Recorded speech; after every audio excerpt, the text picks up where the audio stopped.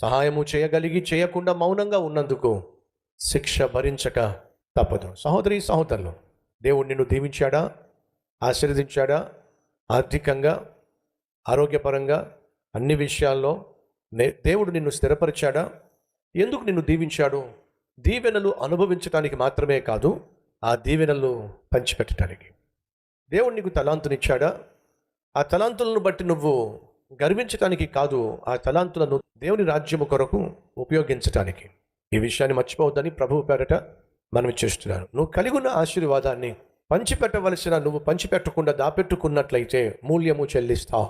నువ్వు కలిగి ఉన్నటువంటి ఆరోగ్యాన్ని, బలాన్ని, తలాంతును దేవుని కొరకు, దేవుని రాజ్యము కొరకు, ఆయన సంఘక్షేమము కొరకు, సంఘ అభివృద్ధి కొరకు నువ్వు ఖర్చు పెట్టగలిగి కూడా నాకెందుకులే దేవుని సేవ గురించి, నాకెందుకులే మందిరంలో పరిచర్య గురించి, నాకెందుకులే సంఘంలో ఏమైతే అని నువ్వు కలిగి ఉన్న తలాంతును దేవుని కోసం, దేవుని రాజ్య వ్యాప్తి కోసం, సంఘక్షేమం కోసం ఉపయోగించకుండా దాన్ని ఒకవేళ నువ్వు కొంచెం కిందో మంచం కిందో పెట్టినట్లయితే మూల్యము చెల్లించాల్సి ఉంటుంది.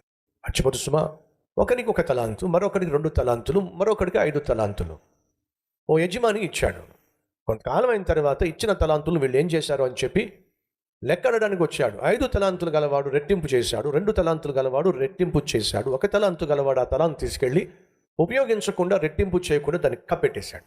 అప్పుడు యజమాని వచ్చి అన్నమాట ఏమిటంటే, సోమరివైన చెడ్డ దాసుడా, దేవుడిచ్చినటువంటి తలాంతును ఉపయోగించకుండా, దేవుడిచ్చినటువంటి టాలెంట్ని వాడకుండా, రెట్టింపు చేయకుండా, అభివృద్ధి పరచకుండా ఎవడైతే దాన్ని దాపెట్టేస్తాడో అతడు ఖచ్చితంగా దేవుని ఎదుట లెక్క అప్పగించాల్సి ఉంటుంది.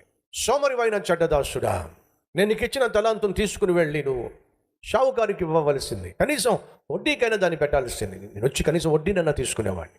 వీడి చేతిలో వీడి కాళ్ళు కట్టి అగ్నిగుండంలో వీడిని పడేయండి అంటే అర్థం ఏంటి? నరకంలో త్రోసేయండి. సహోదరి సహోదరుడా, దేవుడు నీకు ఆరోగ్యాన్ని ఇచ్చాడా?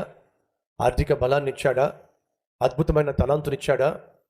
ప్రభు కోసం వెచ్చించు, ప్రభు కోసం ఉపయోగించు. సంఘక్షేమం కోసం, సువార్త ప్రచురము కోసం, సంఘ అభివృద్ధి కోసం ఉపయోగించు నీ తలాంతుని, ఉపయోగించు నీ ఆశీర్వాదాన్ని. అమ్మా, దేవుడు నీకు ఇచ్చిన ఈ పోస్ట్ అండ్ పొజిషన్ ఈరోజు నువ్వు ఉపయోగపడతావని, నువ్వు సహాయపడతావని, నువ్వు మాకు అండగా నిలబడతావని అందుకే దేవుడు ఇచ్చాడేమో. ఒకవేళ నువ్వు కలిగిన పోస్ట్ అండ్ పొజిషన్ నీకోసం ఉపయోగించుకుందామని అనుకుంటే, స్వార్థముతో ఆలోచిస్తే నీకు కీడు తప్పదు, నీ ఇంటి వారికి కీడు తప్పదు. ఆలోచించుకో తల్లి.